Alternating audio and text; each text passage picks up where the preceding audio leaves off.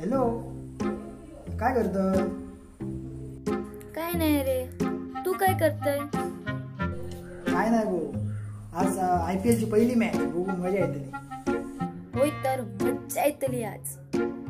तुका खयचो प्लेयर आवडता? माका मरे विराट कोहली आवडता. RCB काय टीम तुझी? माका धोनी पण आवडता. अगो ता सोड गो, तुझी टीम खयची तरी सांग माका. माझी तर एकच टीम इंडिया. म्युझिक